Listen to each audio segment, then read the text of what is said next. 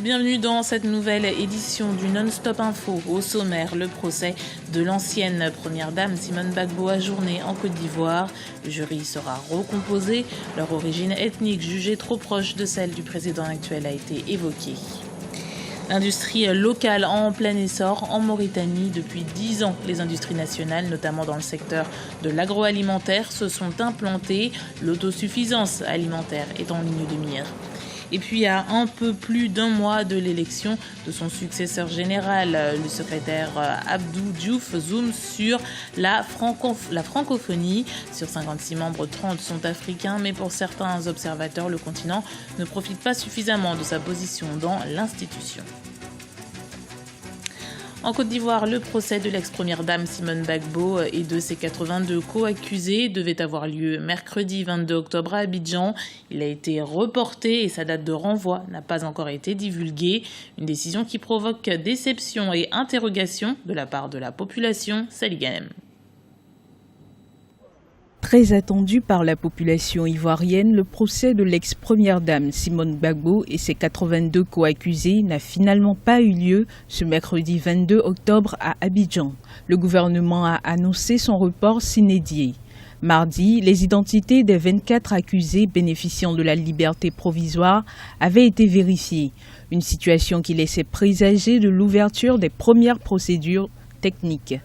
Les conditions n'étaient pas réunies pour sa tenue maintenant, certainement de la part du parquet et de la justice ivoirienne, mais aussi suite à un recours prêté à la défense qui estimait que la liste des jurés n'était pas une liste équitable tenant compte de la pluralité, de la diversité dans le pays. Donc cette question sera examinée et les dispositions seront prises certainement pour aménager les conditions de comparution des détenus ou des prévenus pendant les audiences, dans les semaines à venir. Donc nous observons pour voir la reprogrammation qui sera faite. Cet ajournement s'explique par la recomposition nécessaire du jury, dont l'origine ethnique des membres proches de celle du président Ouattara pourrait remettre en question le verdict. Suite à ce report, une partie des Ivoiriens et des experts internationaux doutent de la capacité de la justice ivoirienne à prendre en charge ce dossier sensible.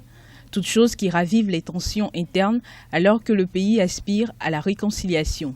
Moi, je suis d'accord que les juges à l'AE, pas ici, parce que les juges d'ici ne sont pas compétents. Aujourd'hui, on voit tout ce qui se passe à la justice. On voit. Pour que ce procès soit un peu équitable et que tous ceux qui ont fait du mal, qu'on les pardonne et que ce procès soit un peu dans la logique de la réconciliation. Le président du Front populaire ivoirien, Pascal Affi-N'Guessan, a pour sa part dénoncé un procès politique visant à museler l'opposition avant l'élection présidentielle de 2015. Les 83 accusés seront jugés notamment pour atteinte à la sûreté de l'État. Avec 60% des terres arables inexploitées, l'agriculture africaine est un véritable défi à relever. Remettre ce secteur au cœur des politiques africaines semble donc nécessaire pour atteindre l'autosuffisance alimentaire, mais également pour lutter contre le chômage.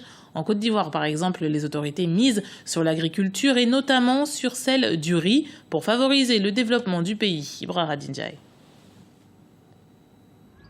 L'autosuffisance alimentaire est l'un des défis les plus importants auxquels fait face l'Afrique.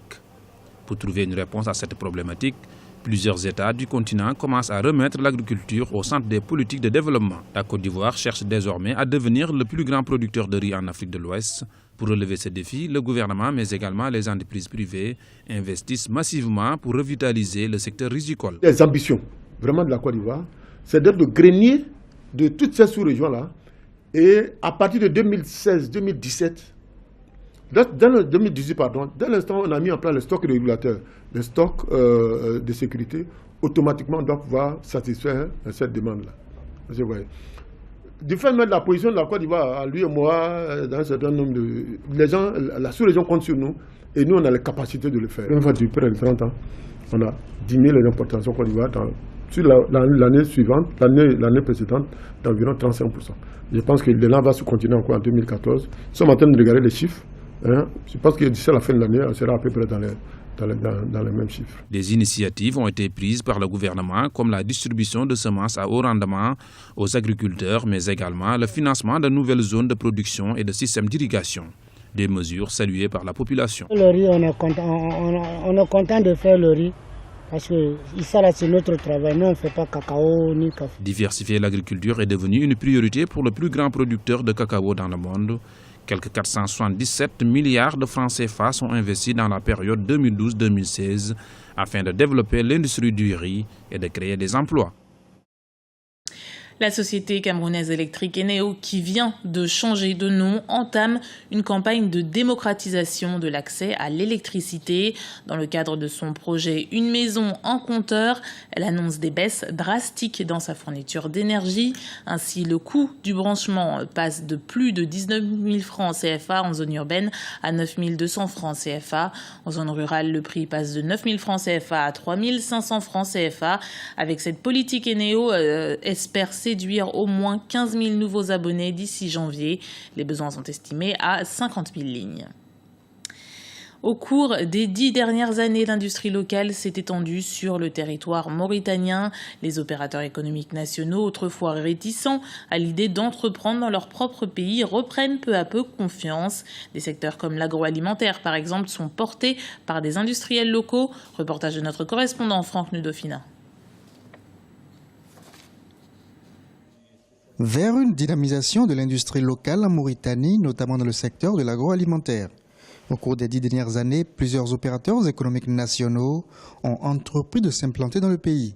Agroalimentaire, bâtiments et travaux publics ou encore textiles sont autant de secteurs dans lesquels l'industrie locale mauritanienne s'illustre aujourd'hui. Tiviski est l'une des 3 sociétés de fabrication de produits laitiers installées à Nouakchott. Avec environ 300 salariés répartis dans le pays aujourd'hui, elle produit 65% de lait fabriqué au niveau local. Nous produisons chez nous 20 000 litres de lait composé de lait de vache, lait de chamelle, lait de chèvre. Et nous faisons du lait pasteurisé et tous les autres dérivés du lait.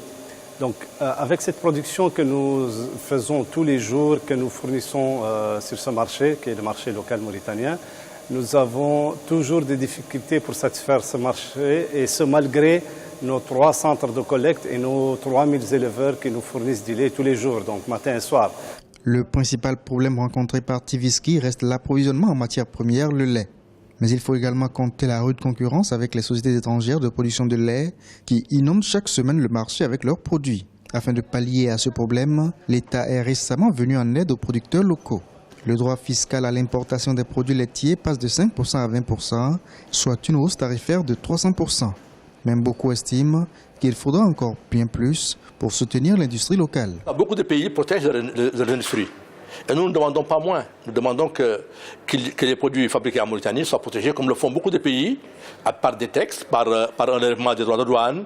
Sinon, l'industrie nationale qui est facteur d'emploi finira par fermer. Aujourd'hui, le secteur industriel connaît de grandes difficultés. Pour assurer sa sécurité alimentaire, le développement de l'industrie locale en Mauritanie demeure une condition sine qua non.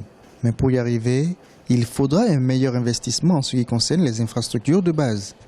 L'électricité représente également un grand défi pour le développement du secteur. À un peu plus d'un mois du 15e sommet sur la francophonie, l'heure est au bilan. Quels sont les avantages pour les pays africains membres de l'organisation? Plus qu'un regroupement de pays francophones, l'institution possède un caractère plus politique, comme nous l'explique ce reportage de notre correspondant Guévanido.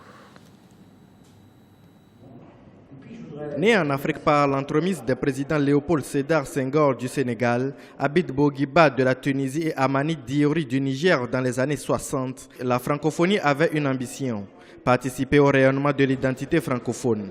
Actuellement, elle est présente dans divers domaines sur le continent, notamment l'éducation, la gestion des conflits et crises ou encore la promotion d'un état de droit. À l'oreille du 15e sommet de la francophonie qui se tiendra les 29 et 30 novembre à Dakar, au Sénégal, les acteurs donnent leur avis sur les actions de la dite institution. On a vu l'intervention de la francophonie lorsque certains pays dans notre espace étaient confrontés à des difficultés, à des crises, à des tensions. La médiation de la francophonie a été en tout cas déterminante dans la résolution de ces crises. Également dans l'avènement de l'état de droit dans bon nombre de pays africains. Aujourd'hui, 90 des 220 millions de locuteurs de français se retrouvent sur le continent. Un chiffre qui montre aisément le poids de l'Afrique au sein de l'OIF. La francophonie, c'est aussi 19% du commerce mondial, ce qui montre qu'elle représente une réelle opportunité pour le continent et notamment les jeunes. Le thème du 15e sommet Jeunes et femmes en francophonie, vecteurs de paix, acteurs de développement, n'est pas fortuit. Presque la moitié des pays qui parlent français sont en Afrique. Donc, je pense qu'il n'y a pas photo. Il faudrait développer un partenariat interne d'abord en Afrique, entre pays francophones, c'est extrêmement important, et maintenant faciliter les transactions entre les pays du Nord et les Sud pour que l'on puisse ensemble avoir un développement économique commun. Toutefois, d'autres voix et non des moindres continuent par croire que le continent le plus francophile de la planète peut tirer beaucoup plus de profit au sein de cette institution en privilégiant par exemple des relations de partenariat gagnant-gagnant. Car, malgré les avantages suscités, les défis restent encore nombreux pour un réel développement de l'Afrique. C'était le journal de la rédaction. Merci de l'avoir suivi. Retrouvez dans un instant une nouvelle édition du Non-Stop Info sur Africa 24.